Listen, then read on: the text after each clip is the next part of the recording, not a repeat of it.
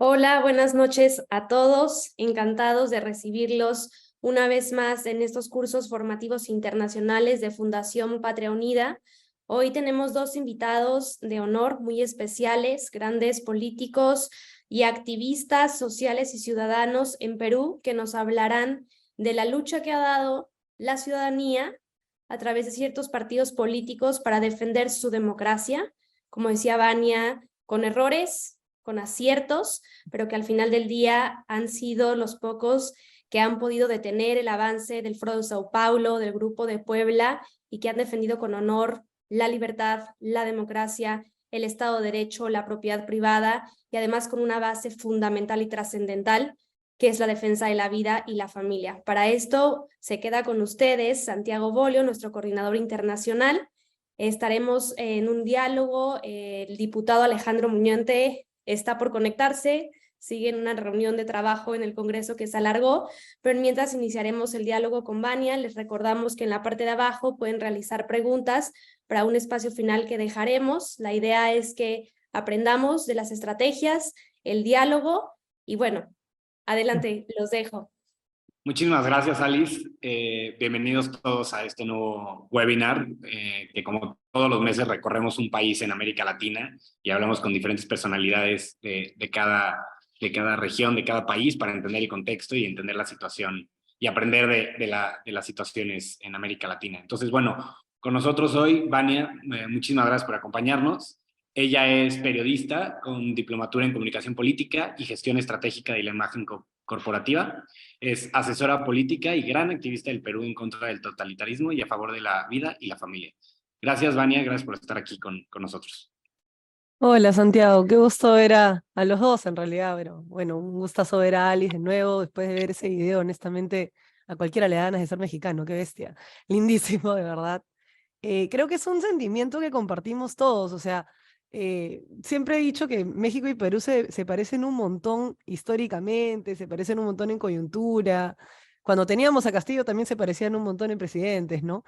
Pero de verdad que hay muchas similitudes y yo creo que siempre es bueno como compararlas porque nosotros hemos cometido más errores que aciertos, te diré, ¿ah?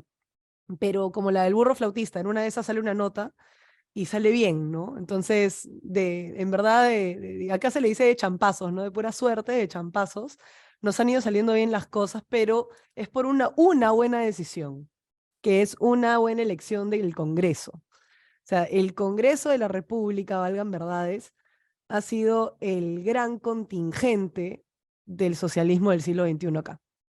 No hay más. O sea, y ha sido justamente el Congreso de la República. Nosotros no tenemos dos cámaras, tenemos solo una, ¿no? Tenemos eh, una sola cámara de 130 congresistas y ya está, ¿no? Pero ¿cuál es el tema? Que la mayoría no se inclina todavía a ese socialismo progresista del siglo XXI, sino es más una parte de una izquierda que todavía es muy anacrónica y radical, ¿no? Pero que es conservadora en lo social. Y por otro lado, tienes obviamente un porcentaje chiquitito progresista, socialista del siglo XXI en plan Podemos España, que son todos como izquierdistas blancos out of context, básicamente, ¿no? Es que lo le decimos caviares por eso, ¿no? Porque son, no, o sea, son rojos, pero son rosaditos, ¿no? Porque Sí, son blanquitos y son pituquitos. la divina izquierda, la divina izquierda. Así es, así es, así es, así, ¿no? Creo que en México se les dice como mamoncitos, ¿no? Así son, ¿no? Sí, Son totalmente. ellos, ¿no? Así bien regios ellos, pero bueno, tienen ellos justamente este contacto, digamos, internacional y siempre juegan en pared y a la larga son serviles a la izquierda comunista radical, ¿no? Entonces, tienes eso, pero la gran parte que ahorita está, digamos, poniendo la pauta en el Congreso es la oposición. Entonces, gracias a eso es que se ha podido evitar que se concrete el golpe de Estado de Pedro Castillo del 7 de diciembre. Ahora, antes de empezar, quiero decirles una cosita. Alejandro no va a llegar, pero me mandó un video que voy a proyectar ahorita antes de arrancar todo para que vean, digamos, su ponencia. Ha grabado un video para poder participar porque no quería quedar mal. Son imprevistos que pasan en el Congreso de la República, señoritos, así pasa. Así que les voy a compartir Sí, mi sí. pantalla para que puedan ver el video, porque justo estaba hablando con él y pues me avisó, ¿no? Me avisó que iba a tener este pequeño percance minutos antes de que arranquemos. Entonces, bueno, me pidió que lo excusemos por esta vez, ¿no? Así que, a ver, denme un segundo que voy a poner el video, que de hecho es su ponencia completa. A ver, open with.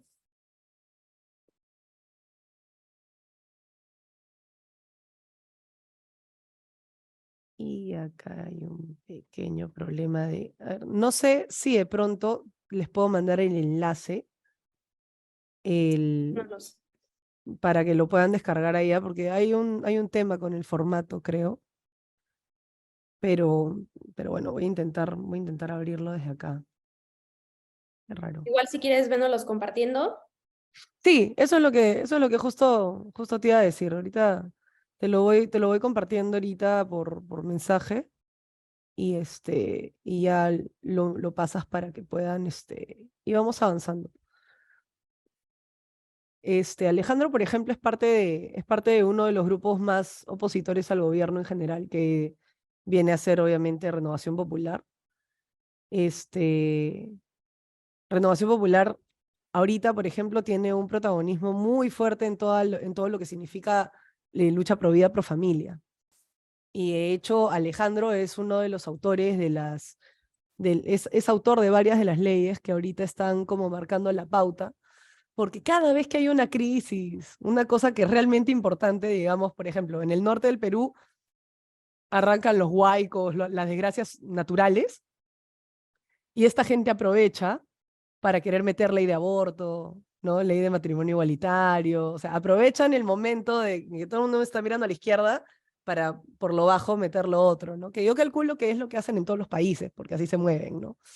Y Y gracias, por para la ejemplo, audiencia, para la audiencia, nada más me gustaría comentar que es Alejandro, el ponente que no llegó, que nos acaba de mandar su ponencia, es congresista y vicerrector de la mesa, perdón, vicepresidente de la mesa directiva, ¿no? sí, Entonces, tercer vicepresidente.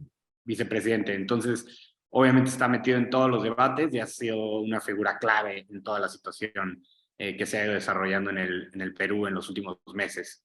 Y todo lo que hemos visto en las noticias, bueno, Alejandro Muñante ha estado ahí completamente en el centro, en el ojo del huracán, ¿no? Sí, sí, de hecho Alejandro, a ver, con Alejandro como siempre vamos medio hombro a hombro en todo esto, porque normalmente donde lo ven a él estoy atrás, porque digamos estamos en en el mismo barco desde que arrancó el gobierno.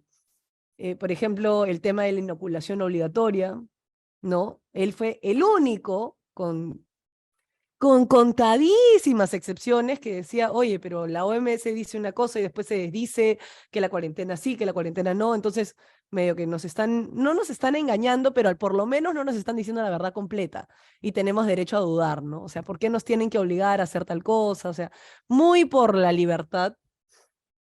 Y obviamente, pues en marzo del año pasado fue la primera vez que se realizaban simposios o eventos significativos por el Día del Niño por Nacer, ¿no? Y esto ha sido gracias justamente a la iniciativa de la bancada de Renovación Popular, especialmente de Alejandro y de Milagros, ¿no? Que son dos congresistas de la bancada. El año pasado tuve el gusto de hablar en el evento de ellos y este año volvió la Marcha por la Vida, ¿no? O sea, imagínate cómo hemos avanzado que antes de la pandemia, nosotros, bueno, antes de que cambiaran de arzobispo, antes de que cambiaran de arzobispo tuvimos una gran marcha por la vida antes del 2017 que llegó a tener 800.000 personas y fue la marcha por la vida más grande de toda Hispanoamérica, ¿no? Y en realidad eso se pierde con el tiempo, se va peor, ¿no? Con la pandemia. Y el año pasado hicimos una caminata que fue grande, no fue tampoco tan multitudinaria, pero este año volvimos a tener Marcha por la Vida, ¿no? Y eso fue, o sea, eso es avance, ¿no? Nunca retrocedemos, vamos avanzando, vamos avanzando, vamos avanzando en el tema de vida, familia. Y hay un bloque muy sólido. De hecho, se ha conformado un bloque pro vida, pro familia en el Congreso, que es algo que no tiene precedentes. Antes no había eso, ¿no? Y eso va por la educación, va Claro. Vania, por hablas una mucho serie. de este bloque y de los avances, pero me gustaría empezar entonces con, si nos pudieras dar un breve resumen de la situación política. Creo que desde México lo que más se vio fue este pleito político entre el Congreso y Pedro Castillo. Incluso intentó llegar a la embajada mexicana, no llegó. O sea, creo que eso es lo que nosotros hemos visto y desde entonces no se ha habido mucho más noticias, más que las revueltas en Lima y demás, ¿no? Entonces, No, sí, eso ha sido eh, horrible. A ver, está bien, vamos por partes y cucharadas. A ver, la situación política acá está hecha un desastre. Hace muchos años hemos tenido, no te estoy mintiendo, fácil 6 presidentes en 5 años. No, a ver, vamos a contarlos. PPK en el corrígeme, 2016. pero además que creo que 3 expresidentes están actualmente en la cárcel, ¿no? 3 Sí, claro, expresidentes. por eso te digo que es un desastre a carta cabal. Vamos, por eso te digo, mira, pero Pablo Kuczynski fue electo en el 2016, ¿ok? Y le ganó a Keiko Fujimori y tuvo el Congreso de la República completamente en contra. Eso es muy importante tenerlo en cuenta. ¿Por qué? Porque el Congreso ahí tuvo un mal desempeño en el sentido de que se dedicaron más a pelear que a legislar.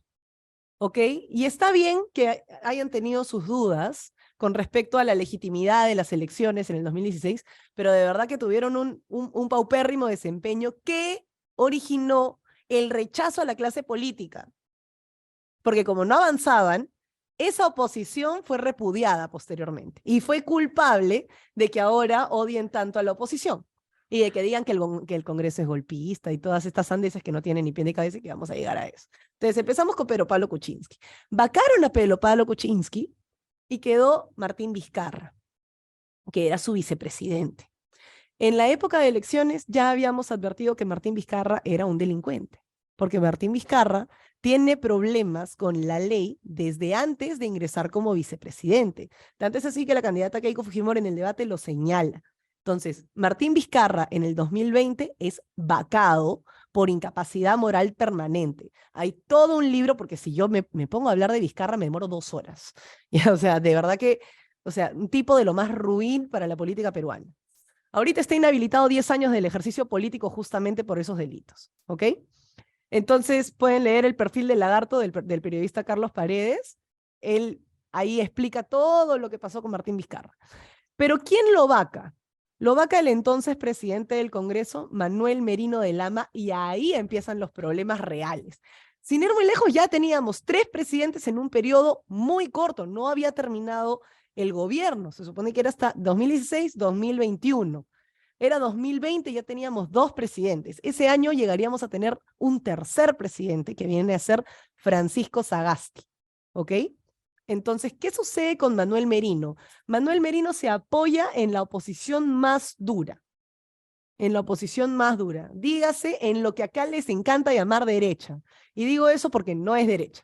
Como le había comentado en algún momento a Alice, en el Perú no hay partidos de derecha. No hay, no existe. Lo más que hay es un socialcristianismo consecuente que está abierto a la inversión privada, que viene a ser Renovación Popular, o un liberalismo que tiene algunos tintes progresistas que viene a ser Avanza País. Entonces, digamos que derecha, no hay.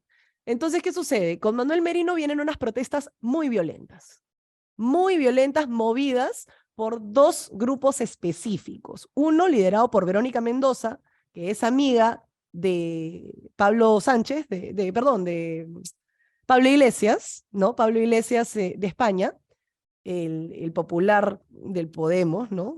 El Coletas. Y este señor tiene mucha injerencia con lo que hace Verónica Mendoza, y ella es, digamos, parte del grupo que funda el Grupo de Puebla. Entonces estamos hablando ya de una persona que es abiertamente socialista del siglo XXI y que participa con el Foro de Sao Paulo. Ella sale a las calles en noviembre de 2020 con la consigna de nueva constitución. Querían hacer lo que pasó en Chile, ¿no? O sea, mucha violencia para lograr una asamblea constituyente. Y por otro lado, ¿no? Sale también el Partido Morado, que es el partido de la Agenda 2030, así, sin asco, sin más y sin escalas. Ellos son el partido que según la ONU tenía el mejor plan de gobierno solo porque se alineaba al 100% con la Agenda 2030 y menos mal tuvo un 2% de votos en el Perú. O sea, ya no tiene una idea de cuánto lo quieren acá, ¿no? Entonces, ¿qué sucede? Que obviamente este partido, estos dos personajes específicamente, Verónica Mendoza y Julio Guzmán, asusan a la violencia y como tienen la concentración de medios digitales y tradicionales, estuvieron pasando esas marchas todo el día en los canales hegemónicos, ¿ok?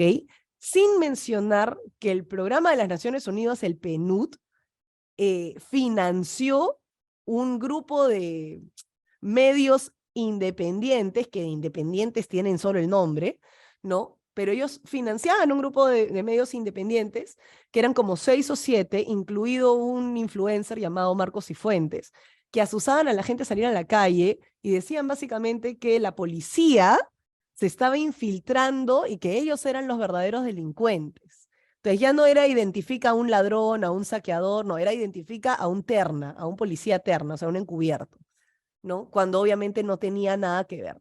Esta narrativa, ¿por qué me extiendo en esta parte? Porque se ha mantenido en el tiempo y ha sido crucial para las marchas de ahora, para las manifestaciones violentas que hemos visto en los últimos meses, siendo estas mucho peores, y ahorita vamos a ver por qué. O sea, en las del 2020 aparecieron personas que no aparecían hace muchos años. Abiertamente Patria Roja, que es una facción que se desliga de Sendero Luminoso, que viene a ser, digamos, el grupo más fuerte terrorista del Perú, para que se pongan en contexto las personas que estén conectadas desde México. Y empezamos a ver tanto a Patria Roja como a la JC, grupos violentos extremistas que estaban equipados para desactivar bombas lacrimógenas de la policía. O sea, a ese nivel, ¿ok? Mueren 2 jóvenes en medio de estas protestas. Y justo las 2 cámaras que estaban en el cruce donde ellos murieron no funcionaron. Entonces nadie pudo saber nunca quién los mató. Sin embargo, gracias a la presión de Amnistía Internacional y otras organizaciones internacionales de izquierda, se dijo que era la Policía Nacional, ¿no?, la responsable de haber ejecutado a Inti y a Brian, que, paréntesis, no se habla mal de los muertos, pero sí es importante señalar que estos 2 jóvenes no estaban limpios en antecedentes penales, ¿ok? Entonces, ¿qué sucede? Que obviamente esto generó un precedente de violencia y que además concluyó ¿en qué? En que para cesar la violencia, lo que le hacían era básicamente decirle a Manuel Merino que era un asesino, que él tenía la culpa. Y él no supo manejar esa situación y otra vez jalón de orejas a la derecha, que no es derecha. ¿Por qué? Porque se cerró, nunca comunicó, nunca salió a dar declaraciones. El primer ministro, bueno, el presidente del Consejo de Ministros tampoco salió a dar ningún tipo de declaración. Y lo que pasó es que se cayó el gobierno. O sea, se vio totalmente rodeado, no supo reaccionar correctamente en su momento y lógicamente lo que ocasionó fue que haya una nueva elección de la mesa directiva. ¿Por qué? Porque el presidente del Congreso había asumido como presidente, entonces tocaba que haya otro presidente del Congreso para que asuma la encargatura de la presidencia. ¿Qué era lo que tenía que hacer este encargado de la presidencia? Para esto, Manuel Merino hizo un montón de cosas en los 3 o 4 días que estuvo siendo presidente. Para empezar, dejó que las personas puedan circular mejor y pueda reactivarse la economía. Si él no hubiera entrado, eso nunca hubiera pasado y hubiéramos seguido con las medidas draconianas de Martín Vizcarra, que fueron horribles. Pero, ¿qué pasó después? Que nosotros, al ver esta inestabilidad, el Congreso de la República decide elegir a un nuevo presidente de la mesa directiva de la gente que había votado en contra de la vacancia de Martín Vizcarra. De los 19 congresistas, o sea, 19 de 130, de los 19 congresistas que votaron en contra de la vacancia de Martín Vizcarra, el delincuente, de ahí sacaron a el nuevo presidente del Congreso. Iba a ser una mujer de Frente Amplio, que eso sí hubiera sido nefasto, ¿ok?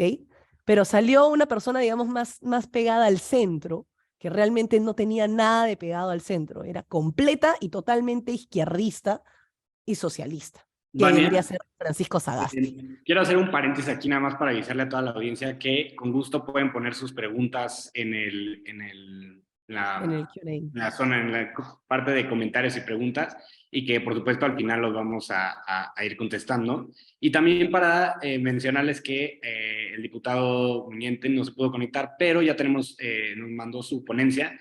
Entonces, pues con mucho gusto, Alice, la podemos proyectar, y sobre eso también, por favor, las preguntas que tengan las podemos ir contestando. Claro, claro que sí. Justo acabo de ver una pregunta, bueno, la mayoría son saludos de Sergio, gracias, pero hay una que, bueno, voy a contestar aquí en vivo, que dice que, bueno, ¿cuál es nuestra posición, la posición del Congreso frente al conflicto de Rusia y Ucrania? Y Perú no toma postura. Perú no toma postura, está en contra de la guerra en general. No, no está tomando bandos por ninguno de los dos, oficialmente hablando, ninguno. Okay. Y hay bolivianos infiltrados y justamente a eso voy a llegar. Tranquilo, vamos por partes. Pues si No. quieren, antes de llegar a esa parte, proyectamos Ujú. ya el video del diputado. Así es. Seguimos la conversación. Solo que no logro volverlo a subir. Entonces, si quieren seguir con la conversación y en cuanto logremos proyectar, le damos. Buenísimo, pues si no, lo dejamos al final. Sí. Vaya, creo que el contexto que nos has dado ha sido buenísimo. Básicamente caos y presidente tras presidente, ¿no? Unas Lo que pasa es puertas. que, La gente va y, o sea, es impresionante cómo los presidentes van y vienen, y este uf, enfrentamiento que hay con el Congreso es muy llamativo. Pero al final, creo que algo que se nota mucho es que hay una oposición muy consolidada a cualquier presidente en el Congreso. Si bien tal vez no hay los liderazgos, sí hay una inestabilidad política, inestabilidad en el Congreso. Entonces, yo te quería preguntar, ¿cuál es el rol que tú ves en la sociedad, o cuál ha sido el rol que ha tomado la sociedad civil, y si esta está organizada o también hay un caos, ¿no? O sea, ¿cuál es la relación de los partidos políticos? Que digo, el sistema de partidos en Perú es casi inexistente. Entonces, ¿cómo se relaciona el sistema de partidos con la sociedad civil, y cuál es el papel de este y de los medios en la situación? Si genera la inestabilidad, o qué es lo que está pasando, ¿no? Porque eso es lo que no se ve en los medios. ¿Qué está haciendo la sociedad civil? a ver, la sociedad civil es muy poco participativa con respecto a la política en general. Lo que sucede es que en el Perú tenemos una mayoría de personas que se concentra mucho más en trabajar, ¿no? Y en generar, aprovechando que el Banco Central de Reserva tiene autonomía, o sea, que nuestra economía sigue creciendo a pesar de todo, y no hay grandes cambios, no importa la política, ¿ok? Entonces, pasan los políticos, pasan la cantidad brutal de presidentes que te estoy diciendo, y nosotros hemos seguido creciendo, ¿ya? Solamente paramos en el 2020 por culpa de Martín Vizcarra en la pandemia. Después, hemos seguido creciendo. Y como te digo, mira, ahorita, por ejemplo, el sol es el dólar de Sudamérica. La gente alrededor de Perú está ahorrando en soles, porque nuestra moneda sigue fuerte. Y te preguntas, ¿cómo sigue fuerte? Si Pedro Castillo tuvo un gran rol en poco más y destruirnos, ¿no? Es por la autonomía del Banco Central de Reserva, y eso es gracias a nuestra Constitución. La Constitución de 1993 nos ha dado la estabilidad que todavía podemos decir que tenemos de alguna manera u otra. Ahora, después de Sagasti, la democracia no fue lo mismo. ¿Y por qué te digo esto? Porque cuando él llega a ser elegido presidente, en medio de las revueltas que yo te cuento, la ciudadanía en Lima, que está, este país no es como México, este país es muy centralizado. O sea, casi todo lo que se hace en Lima. ¿Ok? Casi todo lo que se hace en el país se hace en Lima. Entonces, ahí viene el enorme problema, digamos, ¿no? O sea, está tan centralizado que lo que haga Lima es crucial y determinante. Entonces, ¿qué sucede? Que después de las protestas del 2020, la ciudadanía joven, sobre todo, que más que ser cantidad, digamos, en números reales, hace mucha bulla en redes sociales, hace mucha bulla, ¿no? En medios hegemónicos. Entonces, lógicamente, ahí genera una suerte de ilusión, ¿no? De que es muy participativa, pero no es verdad. O sea, pero eso no es así. la participación en partidos políticos es muy baja, la consolidación de partidos políticos también es muy baja. Hay 2 o 3 que sí se están perfilando a mantenerse en el tiempo, pero tenemos demasiados igual. Tenemos demasiados y, como te digo, no hay posiciones muy definidas. ¿Cuál es el rol de los medios? Sicariato mediático sin asco. Pero así, sin asco y sin vergüenza. El cargamontón que sufrió Keiko Fujimori en la segunda vuelta fue brutal. Y ellos todavía dicen que los medios estaban a favor de Keiko, cuando no fue así. Simplemente decían la verdad, ¿no? Cerrón, que era el dueño de Perú Libre, era un sentenciado por corrupción, ¿no? Y Pedro Castillo tenía antecedentes relacionados a Sendero Luminoso. Y nadie se cansó de decirlo, pero lamentablemente prefirieron eso a Fujimori porque hay un antifujimorismo brutal que en parte es responsabilidad del Congreso que te digo del 2016, que tenía una mayoría fujimorista aplastante. Y lo hicieron mal, ¿ok? Entonces, digamos, ¿no? Si vamos a analizar cómo así la presidencia del Congreso es la que recibe, digamos, todas las balas, ya no es tanto así. Ya no es tanto así. Lo que ahorita ha correspondido es que como no se está cumpliendo con la agenda del Foro de Sao Paulo de hacer una asamblea constituyente, porque finalmente eso es lo que ellos quieren y buscan, hacer una asamblea constituyente que cambie la constitución que nos da estabilidad, que es la constitución del 93, que es la única constitución que ha hecho crecer al país a pasos agigantados en menos de 20 años, el milagro peruano, ¿entiendes? Entonces, como no se ha logrado el objetivo de la asamblea constituyente, entró Dina Boluarte, que está a favor de la asamblea constituyente, que es una mujer de izquierda, que entró con Pedro Castillo como vicepresidenta y que todo el periodo de Pedro Castillo fue ministra de Castillo, y dicen que ella es de derecha golpista. ¿Me dejo entender? O sea, no es un tema real, ¿no? Sino algunos medios, sobre todo los de izquierda, dicen que el pueblo repudia a Dina Boluarte, pero se olvidan que votaron por ella, porque si votas por Castillo, votas por Dina, ¿no? Entonces, no hay mucha congruencia, pero ella lo que está tratando de hacer, dentro de todo, es, digamos, llevar la fiesta en paz para que se pueda llegar a nuevas elecciones lo antes posible. Ella no es presidenta del Congreso, ella es vicepresidenta, o sea, es parte de la fórmula presidencial por la que se votó. No es como el caso de Merino de Lama, no es como el caso de Francisco Sagasti. Vania, pero nos mencionas que la Constitución y lo que ella se llama el milagro peruano ha sido fuente de estabilidad en los últimos años, en las últimas Solo económica. Estabilidad económica, exacto. Pero entonces, ¿eso cómo se traduce o sea, qué es lo que está fallando en el ámbito político, ¿no? Porque si la Constitución está, y la independencia de las instituciones, o sea, si tienes instituciones que están funcionando bien, ¿qué es lo que está fallando en lo político que hace que haya tal inestabilidad? Y luego, relacionado, vámonos a lo internacional. ¿Qué factores o qué grupos tú has podido identificar que estén intentando influir? ¿De dónde se apoyan? ¿Qué es lo que está pasando ahí? ¿Y qué importancia tiene el Perú en este contexto internacional, ¿no? O sea, ¿por dónde está llegando la influencia internacional? Y a la vez, ¿por qué el Perú es tan importante y por qué está influyendo también en la región, en Latinoamérica? ¿Por qué lo que pasa en Perú tiene repercusiones? A ver, quiero ir primero por la primera parte de la pregunta, ¿no? ¿Qué es lo que está fallando? Que la gente no hace política. Ese es el problema. Los partidos no están haciendo política. Y ahí, o sea, mi amigo Alejandro Muñante sabe que se lo he dicho 1000 veces también, y se lo he dicho a todo el mundo, en verdad.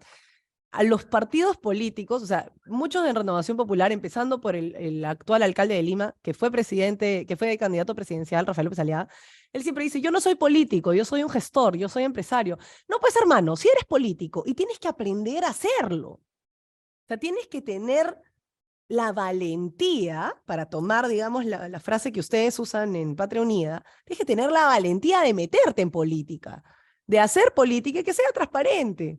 Porque lo que a la gente le molesta es que la política la ven como sinónimo de corrupción, de robo, de inestabilidad, de problemas sociales. ¿Me dejo entender? Es evidente. Mira por cuántos presidentes hemos pasado. Sagasti, en vez de mandar a perseguir terroristas, mandó a perseguir periodistas, dentro de los cuales estaba yo. ¿Me dejo entender? Entonces, es ridículo el nivel de obsesión que tienen por ideologías trasnochadas. Entonces, esta gente dice, oye, te estás concentrando en tu agenda de género, ¿no? Por ejemplo, a Juntos por el Perú, te estás concentrando en que haya unión civil, matrimonio igualitario, cuando hay gente que está en extrema pobreza. ¿Me dejo entender? Que no tienen agua, que no tienen luz, que no tienen cableado, que no les llega el perdón de Dios, ¿me dejo entender? Entonces, ese es el tema que a la gente le molesta de la política. ¿Y cuál es el otro problema? Que solo la izquierda se concentra en la batalla cultural. Entonces, ¿qué pasa? Y esto seguramente también lo diría Alejandro en su ponencia, ¿no? El empresariado del Perú es un empresariado bien rico, muy rico, muy millonario, mucho dinero. Hay mucho dinero moviéndose en Perú en este momento, por la explotación del litio, por las nuevas concesiones mineras, pero está entrando China y nadie se da cuenta. ¿Me dejo entender? Entonces, China, yo te lo digo porque yo he trabajado justamente haciendo investigación en minería. En el norte del país hay cobre, muchísimo cobre, en Piura, ¿ok? Y en Piura, por ejemplo, había una empresa de cobre llamada Río Blanco Copper Sack, que era de los británicos. ¿En qué momento les empezó a molestar el medio ambiente? Que sí, que mira, que la mina contamina y no sé cuántos. Sale la empresa, ¿y quién lo compra? Sijin, lo compran los chinos.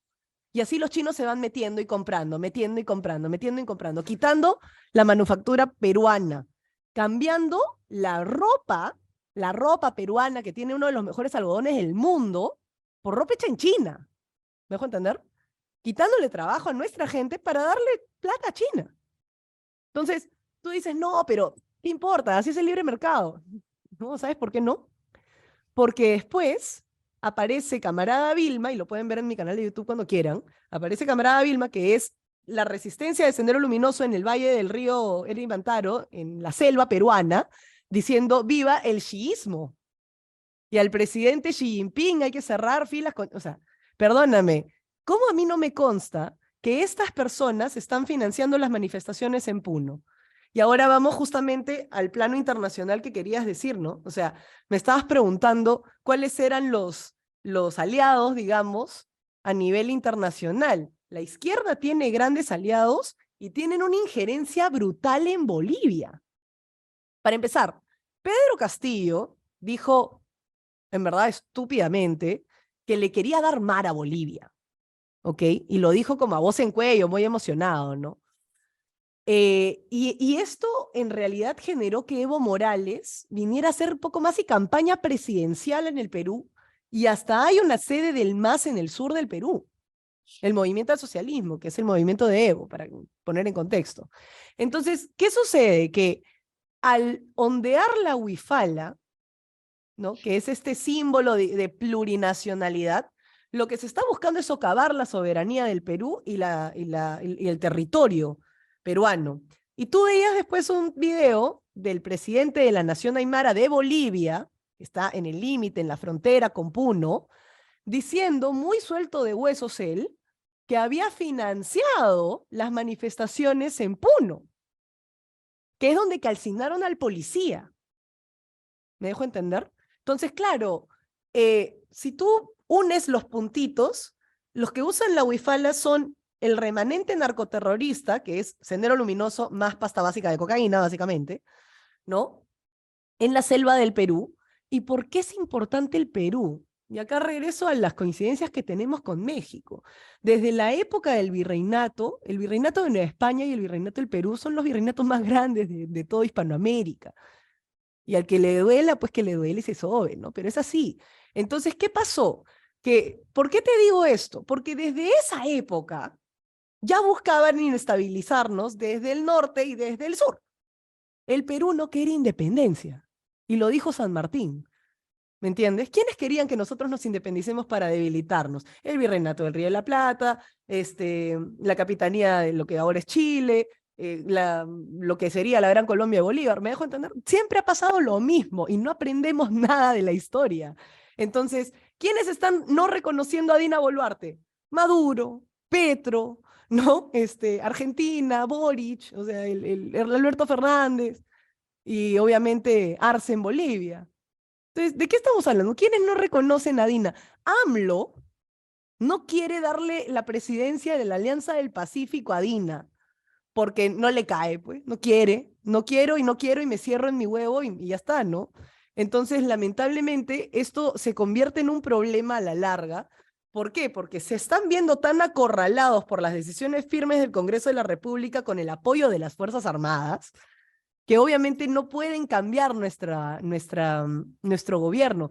Perú es el puerto de entrada a todo. Ahí tenemos casi toda la costa del Pacífico está en Perú. Y después ya, bueno, Chile, que viene toda la parte del sur, ¿no? Pero comercializante, Perú. ¿Ok? Tienes la mayor cantidad de reservas de oro entre Perú y Brasil. Tienes Amazonía en Perú, Sierra en Perú, casi todo está acá. Ya está Machu Picchu, pero no está en Perú, pues, ¿no? Entonces, digamos, ¿no? Todo el foco termina estando en el puerto de entrada, en la Ciudad de los Reyes, en Lima. Entonces, acá tenían que traer su revolución, y lo hicieron. Y tomaron bueno, San Marcos como en la época del terrorismo, ¿no? evidentemente la situación es muy inestable, pero en su momento lograron evitar el proyecto que tenía Pedro Castillo y han podido frenar diferentes eventos muy cruciales que, por ejemplo, en Colombia Petro ha logrado imponerse, Boric también en Chile, Maduro Y obviamente. ahora es Sí. persona no grata acá.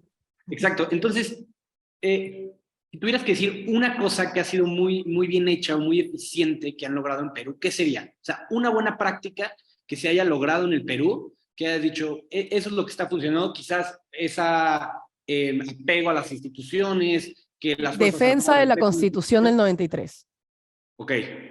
Sí. Esto ha sido algo clave que haya sido efectivo en la defensa de las instituciones en Perú y que haya mantenido la estabilidad.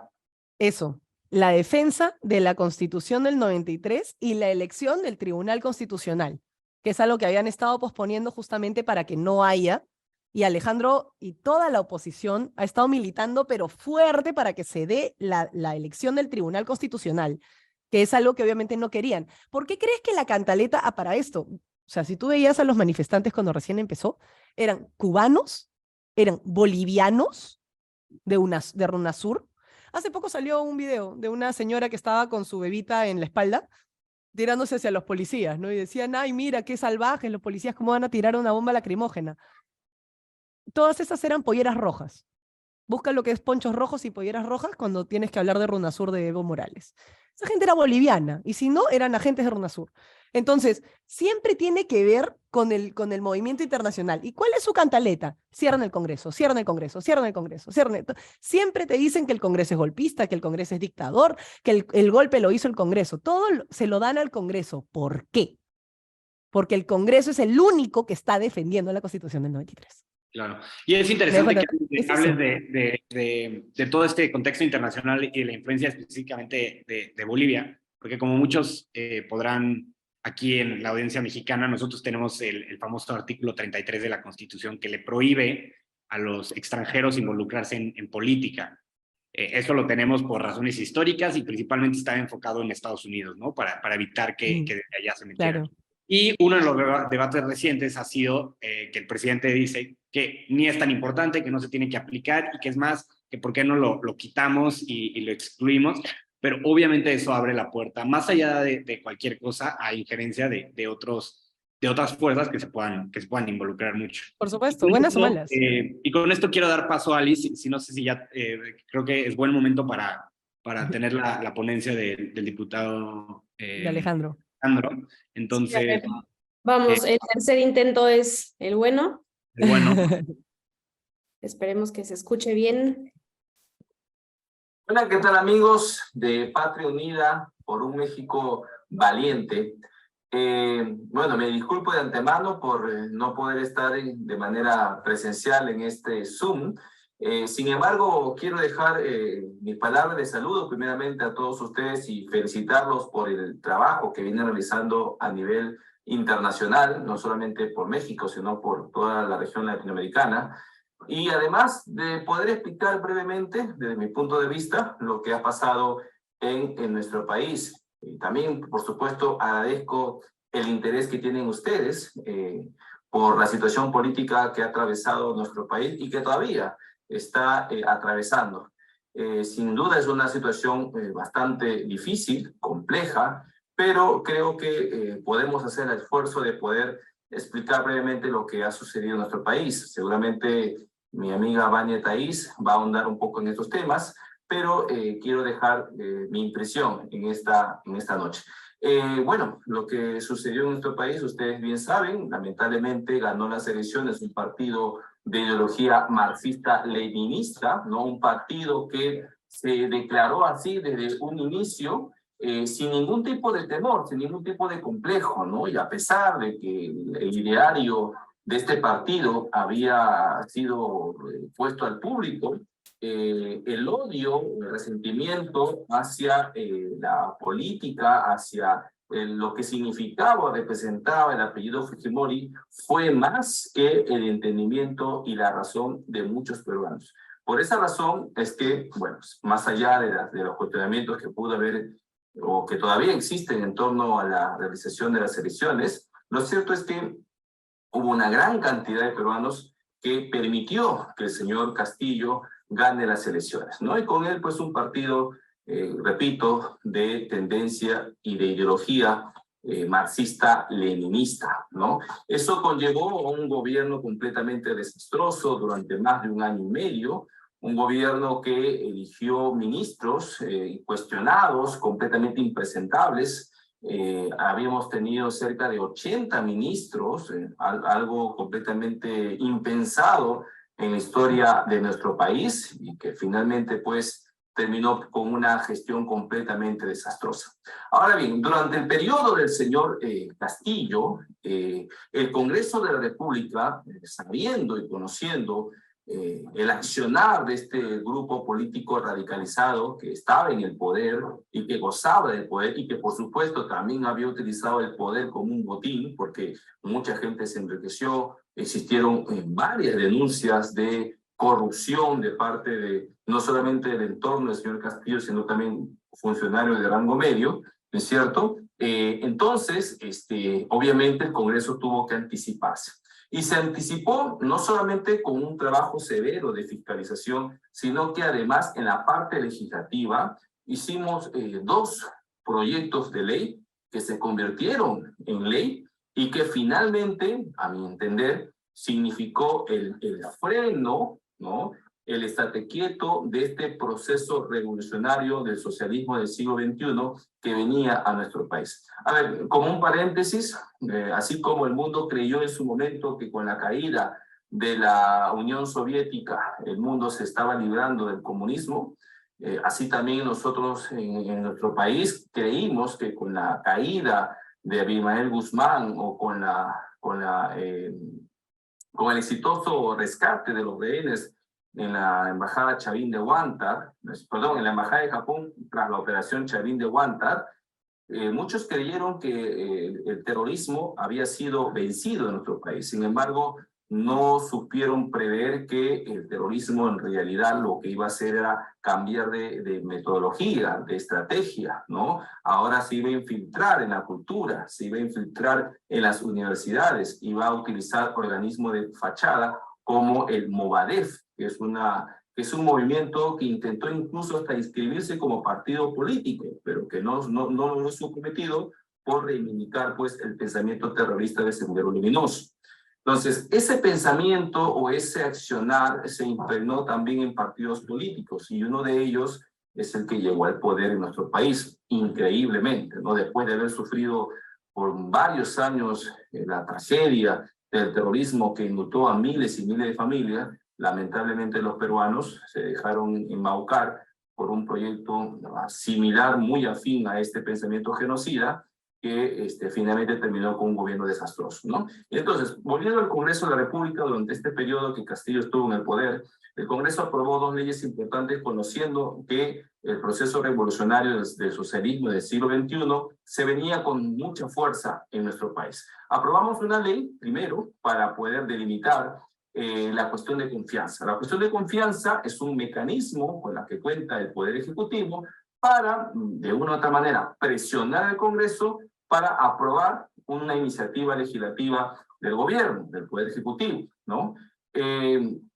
Cuando estaba en el poder el señor Martín Vizcarra, hace unos años atrás, esta herramienta, esta figura constitucional, había sido mal utilizada para extorsionar al Congreso a aprobar las iniciativas del capricho del señor Vizcarra bajo la amenaza de la disolución del Congreso. Y es que la Constitución peruana señala de que cuando el Congreso de la República rechaza dos cuestiones de confianza que se realizan sobre un proyecto de ley del Ejecutivo, entonces el presidente de la República está facultado de disolver el Congreso de la República, ¿no? Entonces, de esta manera quedó un muy mal precedente, ¿no? En nuestra política nacional, que fue o que quiso ser utilizada por el señor Castillo para aprobar algo muy importante dentro del proceso revolucionario del socialismo del siglo XXI, que es el cambio de constitución política. Bien, nosotros nos antepusimos a ese accionar del señor Castillo y como Congreso, aprovechando, si bien es cierto éramos un Congreso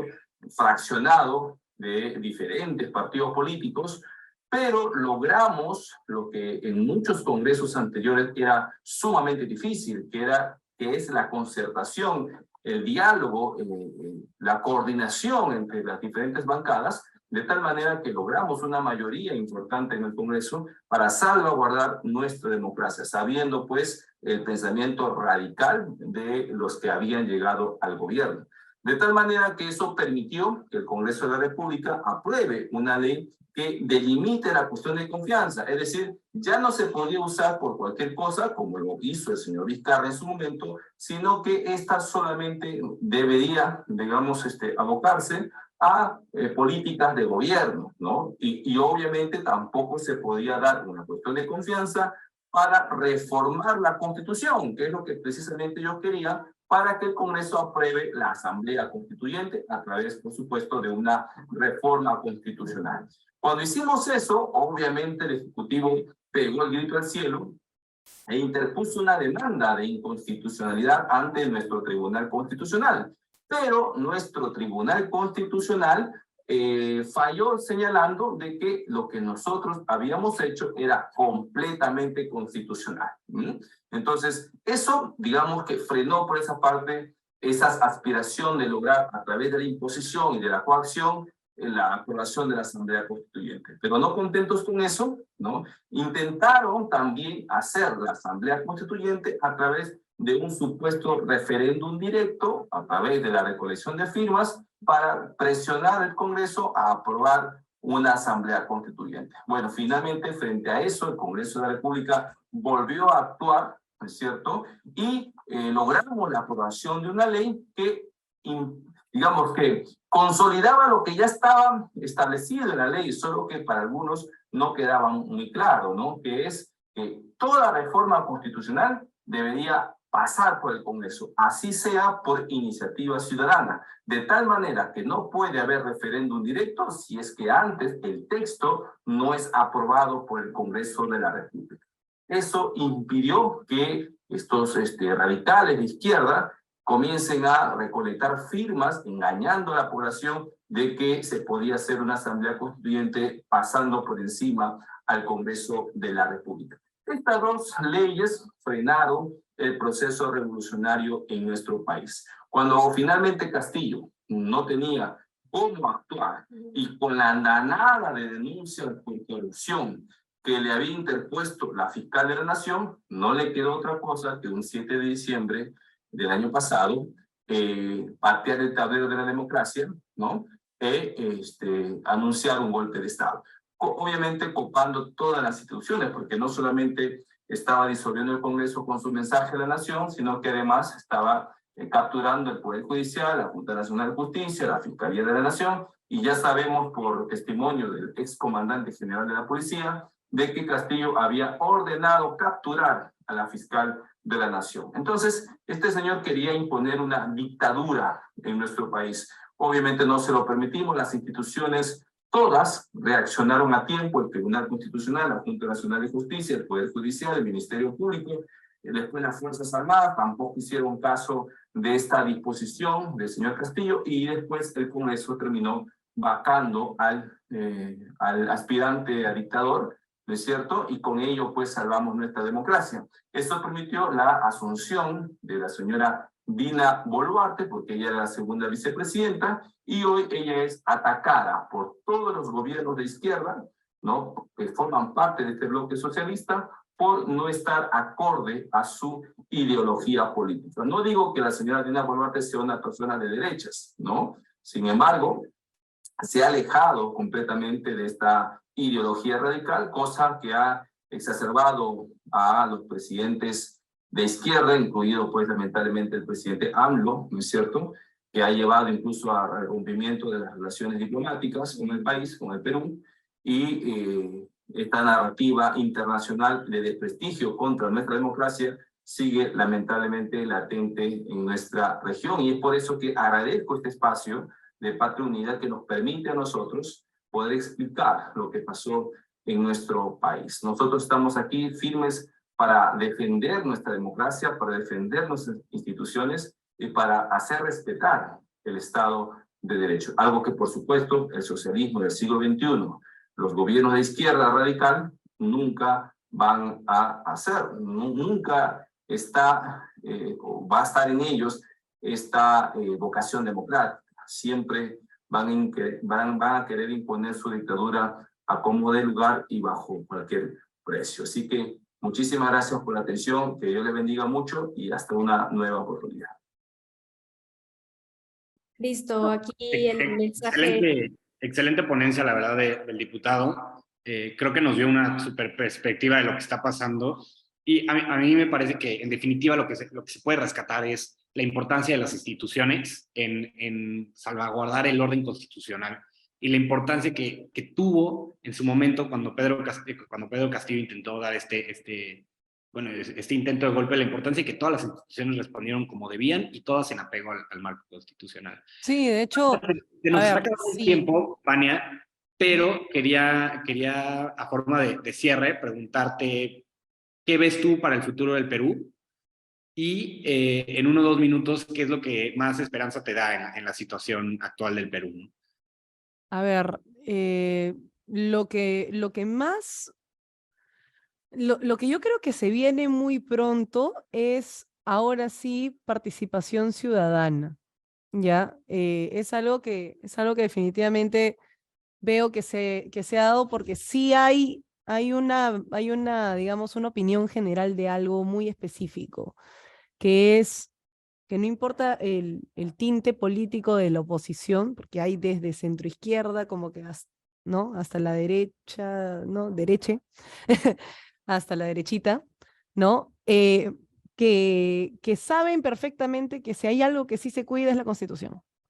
En eso sí están de acuerdo siempre, porque sí discrepan en muchas otras cosas, pero en la Comisión de Constitución, como dijo Alejandro, se cerró la puerta a una nueva Constitución.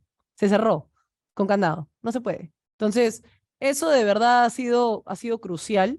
He visto que hay algunas preguntas y creo que sí es bien importante contestar dos. Una intervención de Gonzalo Zerpa, que dice, la elección del Tribunal Constitucional fue clave, todo nuestro sistema desemboca ahí, el tribunal se ha bajado varias maniobras perniciosas que los caviares, que son los izquierdistas de salón, ¿no?, han querido hacer, como SUNEDU, porque lo que dije, ¿no?, justamente las ideas progresistas que quieren meter por debajo de la mesa, el Tribunal Constitucional las ha zanjado de una porque defiende primero al niño y así. Entonces, la Constitución en verdad protege muchísimo. Y ahora Rebeca Cuevas pregunta, ¿por qué Perú tiene una Constitución tan joven? Y ahí viene, o sea, lo que yo justamente quería decir, ¿no? ¿Qué es lo que se viene más adelante? A mí me aterra que se venga un socialismo del siglo XXI. Porque no se dan cuenta de que mientras están ocupados pensando en salvar al país del comunismo más recalcitrante y radical, el progresismo sí está avanzando. Con los jóvenes que ahorita van a empezar a votar, que es el público objetivo de esta concentración de medios financiada por la ONU que te conté hace un rato, ¿no? Que le echaba la culpa a los policías, que hacía todo eso, toda esa narrativa está pasando a los jóvenes y justo tiene que ver con esa derecha silenciosa que todavía no hace nada, ¿ok? Y que no quiere invertir en lo que vale la pena. no se dan cuenta que el orden de los factores es batalla espiritual, batalla cultural y batalla política. No se dan cuenta. Entonces la izquierda sí invierte en batalla cultural. Están invirtiendo en sus grupos pro aborto, pro género, y como te digo, justamente la ONU está metiendo mucho dinero en invertir en medios independientes, en prensa independiente, ¿no? No tradicional, para llegar a la juventud. Y lo están consiguiendo. Entonces la participación ciudadana va a venir por parte de ellos. Y cuando no se den cuenta, van a empezar a ponernos la pauta en cuestiones de aborto, en cuestiones de género, dejando detrás temas que importan mucho más, como lo que te dije, el agua, la luz, cosas muy básicas y obviamente la injerencia china. Entonces, yo sí tengo miedo de que eso vaya a avanzar porque no veo la derecha o la oposición siempre es muy reaccionaria. La izquierda tiene que hacer algo, ¿no? Para que ellos contesten haciendo otra cosa y ni siquiera lo hacen 100% bien. No hay una presencia social de la derecha. Tiene que haber una presencia social de la derecha. Tiene que entenderse que el trabajo que se tiene que hacer está en las universidades, está en los colegios, está en la educación, que es donde ellos más han tomado. Hace un rato Alejandro decía que Pedro Castillo entró casi por el Movadef, que el Movadef casi entra como partido político. El Movadef significa Movimiento por la Amnistía General y Derechos Fundamentales del terrorista. ¿Me dejo entender? Derechos fundamentales del terrorista. Era reorganizado Sendero Luminoso, ¿ok? No era que era el brazo político, era Sendero, ¿ok? Y sigue siendo Sendero. Y uno de esos medios que está financiado por Open Society, por Planned Parenthood y se llama Huayca, y acaba de salir que 2 de sus integrantes han firmado el planillón del Movadef. Entonces, a eso me refiero yo cuando digo que tengo miedo de que ellos tienen la verdadera participación ciudadana y nosotros somos muy poquitos. O sea, los que hacemos los programas de radio, las ponencias en universidades, somos 3 gatos. Y No, cuando tú ves para que el empresariado se comprometa, no lo hacen o son progresistas. Porque finalmente lo que tenemos no es libre mercado en este país. Y por eso nuestra constitución es tan joven. Se intentó liberar un poco el mercado, pero en realidad venimos arrastrando diferentes constituciones hechas en época socialista. Entonces, obviamente, por eso esta socialdemocracia no termina de consolidarse como libre mercado, por el hecho de que sigue subiendo impuestos, sigue teniendo medidas de izquierda, la gente se ahoga en impuestos y mantiene la informalidad. Entonces, eso es básicamente lo que sucede y por lo que nosotros tenemos que buscar justamente la libertad del mercado para poder tener libertad de decisión en ciertas cosas, como la educación, por ejemplo. no, y el activismo es clave en estas cosas. Mencionaba muy bien contestando el tema de las cortes y los tribunales. En México hemos corrido mucho el riesgo de tener una corte activista, abiertamente y descaradamente, y a veces se pierde esta autonomía que tiene que ser clave y este apego a las instituciones que tiene que ser fundamental, ¿no? Y especialmente en el tema del activismo social, de una sociedad civil organizada, dispuesta a salir a la calle. Aprovecho también para mencionar que, por ejemplo, este sábado tenemos la Marcha por la Vida, que es fundamental en México y que es súper presente en las universidades, en la sociedad civil. Y bueno, también para agradecerte por tu tiempo en esta ponencia, para agradecer a todos los que se hayan conectado. Por supuesto, vamos a continuar con estos webinars en Patria Unida, porque nos interesa saber mucho lo que está pasando en la región y vamos a continuar país con país, hablando con diferentes personalidades para entender mejor el contexto y ver qué está pasando en aquellos países y qué podemos aprender tanto de los fracasos como de las buenas prácticas que se han llevado en la región. Entonces, bueno, gracias a Vania, gracias a Alice y gracias a todos los que se conectan. Ha sido un gusto y nos vemos en el próximo webinar. No, gracias a ustedes por la invitación.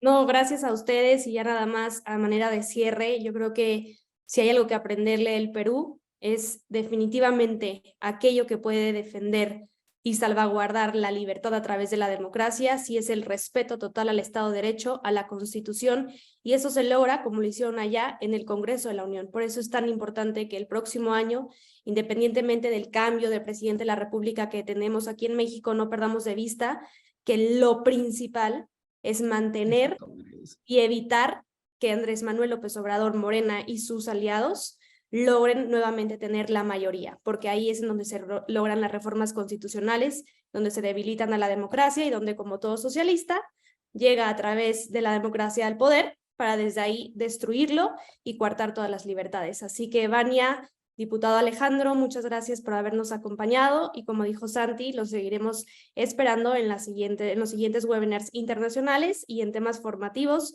La próxima semana iniciamos con el estudio de la familia como la célula básica de la sociedad. Así que estén atentos a nuestras redes sociales, Patria Unida MX, y muy buenas noches a todos.